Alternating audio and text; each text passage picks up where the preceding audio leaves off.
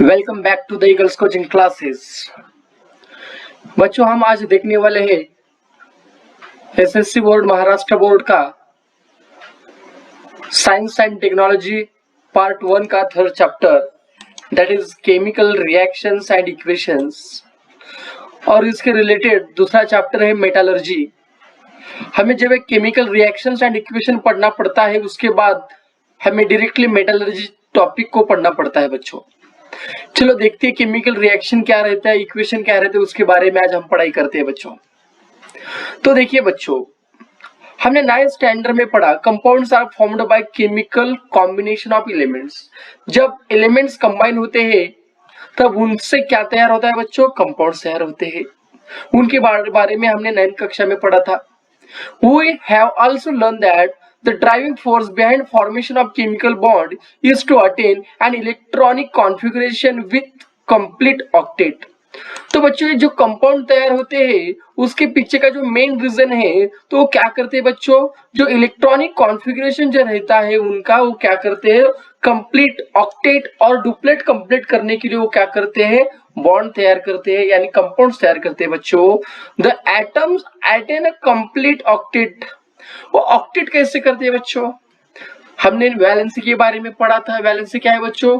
Gain और lose of electrons to complete octet और duplet is called its valency. और जो आउटर मोस्ट शेल में इलेक्ट्रॉन रहते हैं उसे क्या बोलते हैं? वैलेंस इलेक्ट्रॉन कहते हैं बच्चों। तो कैसे कंप्लीट करते हैं, कैसे ऑक्टेट को कंप्लीट करते हैं?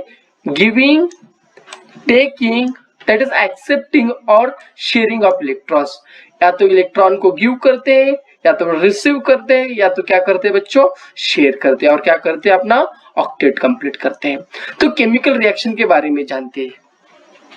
Some of the scientists of the 18th and 19th century carried out fundamental experiment on the chemical reactions.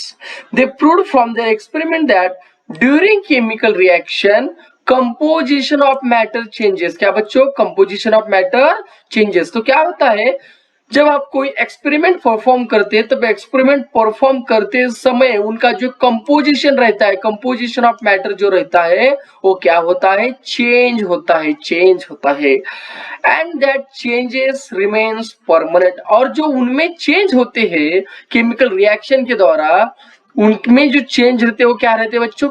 Permanent change रहते हैं। और कंपोजिशन क्या होता है मैटर का? वो चेंज होता है। On the contrary, during physical change, अब बात करते हैं फिजिकल चेंज के बारे में, तो क्या होता है?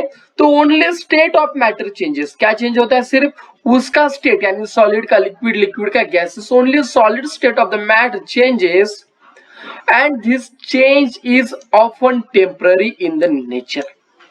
हमने केमिकल रिएक्शन में देखा जो चेंजेस रहते हैं बच्चों, वहां पे कैसे रहते हैं? परमानेंट रहते हैं। लेकिन फिजिकल रिएक्शन में जो चेंजेस रहते हैं वो कैसे रहते हैं? टेम्पररी रहते हैं। और केमिकल रिएक्शन में क्या होता है बच्चों?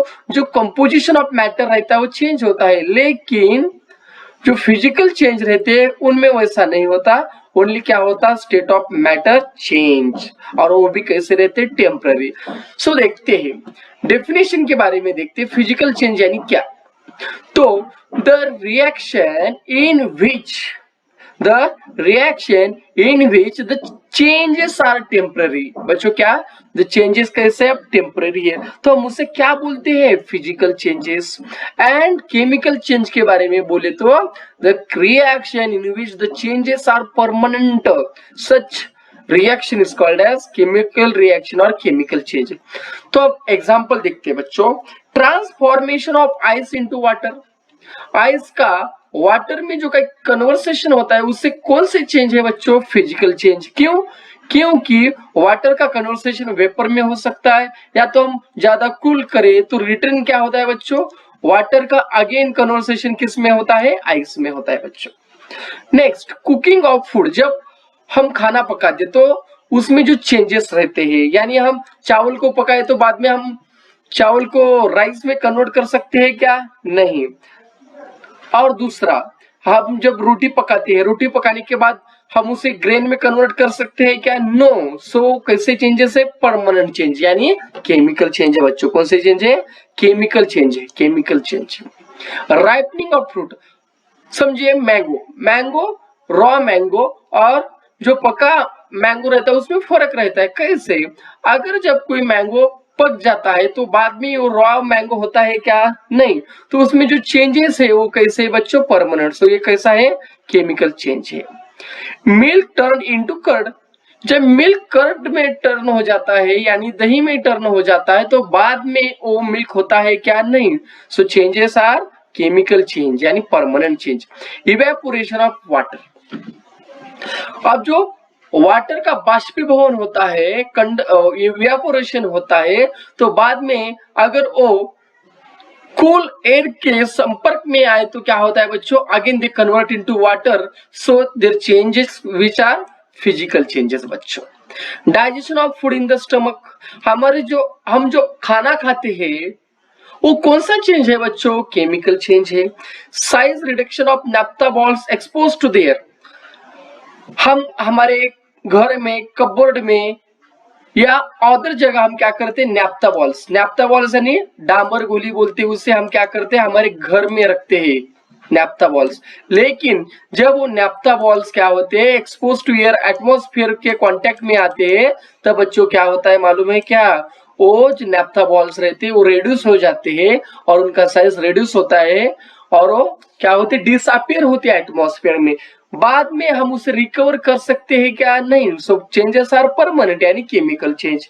स्टेनिंग ऑफ शाहबाद और Kadappa tile by lemon juice, staining of Shahabad और Kadappa tile by lemon juice, अगर लेमन जूस से कडप्पा टाइल्स और शाहबाद अगर हम क्या बोलते धोते हैं तो बाद में बच्चों जो वेपर्स निकलते हैं, जो गैसेस निकलते हैं उसके अंदर से कार्बन डाइऑक्साइड जैसे, तो हम बाद में जो उसका जो फ्रिक्शन होता है वो हम रिकवर कर सकते हैं क्या? नहीं। So this changes are also chemical change. Last one, breaking of a glass object on falling from height, जब हम ग्लास ऊपर से नीचे गिर जाता है, ब्रेक डाउन होता है, उसमें जो चेंजेस रहते हैं वो चेंजेस कैसे रहते हैं बच्चों? परमानेंट चेंजेस रहते हैं।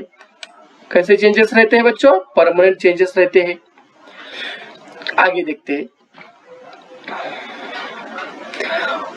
Physical change takes place due to change in the parameters, जो फिजिकल चेंजेस है वो किस वजह से होते हैं? कौन से पैरामीटर की वजह से होते हैं? टेम्परेचर एंड प्रेशर की वजह से। क्या बच्चों? Temperature and the pressure. Physical जो चेंजेस रहते हैं वो रिवर्सिबल रहते हैं, यानी अगर वो ए फॉर्म से बी फॉर्म में गए तो बाद में बी से क्या कर सकते हो? ए फॉर्म में आ सकते हैं। That is a physical changes, reversible changes बच्चों। लेकिन केमिकल चेंजेस जो रहते हैं वो क्या रहते हैं बच्चों? इरिवर्सिबल चेंजेस यानी परमानेंट चेंजेस। और ये फिजिकल चेंजेस कैसे रहते हैं? रिवर्सिबल यानी टेम्पररी चेंजेस। दूसरा, composition of matter remains the same in the physical state, physical state में जो कंपोजिशन ऑफ मैटर रहता है रिएक्शन के पहले और रिएक्शन के बाद में वो कैसा रहता है बच्चों? सेम रहता है। कैसा रहता है? Same. Ice is transformed into water on heating, जब हम आइस को क्या करते हैं बच्चों? हीट करते हैं, तब आइस का कन्वर्सेशन या ट्रांसफॉर्मेशन किस में होता है? वाटर में होता है। और वाटर का ट्रांसफॉर्मेशन किस में होता है बच्चों? आइस में। कब? जब हम उसे क्या करते हैं? कूल करते हैं। उसके opposite, if the composition of matter changes, if the composition of matter changes during a process, अगर प्रोसेस के दौरान जो मैटर का कंपोजिशन होता है ये रिड्यूस नहीं तो क्या होगा? इंक्रीज होगा, तब उस रिएक्शन को हम क्या बात बोल सकते हैं बच्चों? केमिकल चेंज बोल सकते हैं। When we call a particular process or phenomenon as a chemical change, some chemical reaction are taking place in the concerned manner, तब हम जब अभी बताया कि केमिकल चेंज जब होते हैं उनमें क्या होते हैं? सब केमिकल रिएक्शन टेक प्लेस करते हैं। तो क्या होता है वहां पे हमें पहले देखना पड़ेगा। A chemical reaction is the process, देखिए यहाँ पे डेफिनेशन देखना है बच्चों हमें, very very important definition. A chemical reaction is the process in which some substance undergo bond breaking. A chemical reaction is a process in which substances undergo bond breaking and are transformed into new substances by formation of new bond। तो बच्चों देखो, जब chemical reaction होती है, process होती है, उसमें क्या होता है, जो सब्सटेंस रहते हैं यानी रिएक्टेंट जो रहते हैं वो क्या होते हैं, बॉन्ड ब्रेकिंग होती है। उसमें क्या होते हैं, बॉन्ड ब्रेकिंग। बॉन्ड ब्रेकिंग यानी एनियन कैटोन जैसे रहते हैं ना बच्चों, उनमें वो क्या होते हैं, ब्रेक हो जाते हैं। बाद में वो क्या होते हैं, ट्रांसफॉर्म होते हैं। किस में, न्यू सब्सटेंस में। किस में ट्रांसफॉर्म होते हैं, न्यू सब्सटेंस में। कैसे, तो क्या करते हैं बच्चों, नए बॉन्ड तैयार करते हैं। The substance taking part in a chemical reaction, जो सब्सटेंस रिएक्शन के पहला यानी रिएक्शन में जो पार्ट लेते हैं, उन सब्सटेंस को हम क्या बोल सकते हैं, रिएक्टेंट। उसे क्या बोलते हैं बच्चों, reactant. The substances taking part in a chemical reaction are called reactant, whereas the substances formed as a result of chemical reaction, यानी जब केमिकल रिएक्शन हो जाती है उसके बाद जो हमें सब्सटेंस मिलता है, यानी प्रोडक्ट जो सब्सटेंस हमें मिलता है, जो नए हमें बॉन्ड मिलते हैं, उसे हम क्या बोलते हैं बच्चों, प्रोडक्ट्स। यानी रिएक्शन के पहला जो रहते हैं, जो कि केमिकल रिएक्शन में पार्ट करते हैं, उसे क्या बोलते हैं, रिएक्टेंट। और जो रिएक्शन होने के बाद हमें जो न्यू बॉन्ड मिलते हैं, उसे क्या बोलते हैं बच्चों, प्रोडक्ट्स।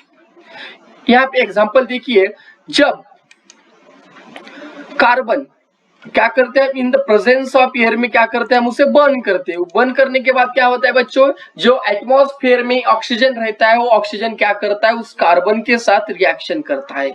और कार्बन के साथ कार्बन और ऑक्सीजन की रिएक्शन होने के बाद हमें क्या मिलता है बच्चों, कार्बन डाइऑक्साइड। किस फॉर्म में रहता है बच्चों, किस फॉर्म में, in the form of air, air के फॉर्म में रहता है बच्चों। तो देखते हैं आगे केमिकल इक्वेशंस। केमिकल इक्वेशंस के बारे में देखते हैं बच्चों। तो यहाँ पे जो CuSO4 का मतलब क्या है बच्चों, that is the acquired solution of copper sulphate. क्या है बच्चों, acquired solution of the copper sulphate. और जिंक डस्ट, यानी जिंक के जो ग्रैन्युअल्स रहते हो उसे जिंक डस्ट बोलते हैं। तो इसमें बच्चों CuSO4 क्या है, एक एक्वायर्ड सॉल्यूशन है। इसमें Cu क्या रहता है बच्चों, पॉजिटिव कैटियन। SO4 क्या रहता है, नेगेटिव, दैट इज एनियन। और ये CuSO4 क्या है बच्चों, आप मेरे को बताओ। आयोनिक बॉन्ड हमने कब पढ़ा था, 9th कक्षा में पढ़ा था बच्चों। तो Zn जो है वो क्या है, बस एलिमेंट, सेपरेट सब्सटेंस। तो बाद में क्या होता है बच्चों, जब हम, listen carefully, when zinc granules और the powder, when zinc granules और the powders are added in the copper sulfate solution, that is the aqueous copper sulfate solution, तब क्या होता है बच्चों, जो Cu रहता है, यहाँ पे देखिए Cu यानी बच्चों कॉपर। तो जो कॉपर रहता है, वो कॉपर की जो प्लेस रहता है उसे कौन डिस्प्लेस करता है, जिंक करता है। यानी यहाँ पे आप देख सकते हैं, एक कॉपर की जगह कौन जाता है, यहाँ पे जिंक जाता है। तो हमें जो सॉल्यूशन मिलता है वो कौन सा सॉल्यूशन मिलता है, जिंक सल्फेट सॉल्यूशन। कौन था बच्चों, जिंक सल्फेट सॉल्यूशन मिलता है। और जो डिस्प्लेस होता है, जो बाहर निकलता है, वो कौन सा रहता है, वो रहता है Cu यानी कॉपर रहता है बच्चों। क्या रहता है बच्चों, कॉपर रहता है। The representation of chemical reaction, listen carefully, chemical equation के बारे में हम बोल रहे हैं। The representation of chemical reaction, ये जो केमिकल रिएक्शन है ऊपर की, उसका representation. The representation of chemical reaction in condensed form, in condensed form कैसे, by using chemical formula, by using chemical formula is called chemical equation. हम उसे क्या बोलते हैं बच्चों, केमिकल इक्वेशन बोलते हैं। The representation of chemical reaction in a condensed form using chemical formula is called the chemical equation बोलते हैं उसे बच्चों। क्या बोलते हैं, केमिकल इक्वेशन। यहाँ पे जो हमें सॉल्यूशन मिला बाद में, कौन सा, जिंक सल्फेट, वो कैसा रहता है, कलरलेस रहता है बच्चों, कैसा रहता है, कलरलेस। लेकिन जो कॉपर सल्फेट सॉल्यूशन रहता है, इनिशियली हमने जो रिएक्शन में लिया वो रहता है ब्लू सॉल्यूशन रहता है। कैसा रहता है बच्चों, ब्लू सॉल्यूशन। और रिएक्शन होने के बाद जो जिंक सल्फेट रहता है वो कैसे मिलता है हमें, कलरलेस, उसका कोई ही कलर नहीं रहता। यहाँ पे देख सकते हैं ionic bond means what, the bonds having both cation and anion. जिस बॉन्ड में एनियन एंड कैटियन रहते हैं, लिंक करते हैं एक दूसरे को, उसे क्या बोलते हैं, आयोनिक बॉन्ड बोलते हैं। आगे देखते हैं हम, तो केमिकल इक्वेशन को राइट कैसे करते हैं उसके बारे में हम नेक्स्ट वीडियो में देखेंगे। Thank you dear friends.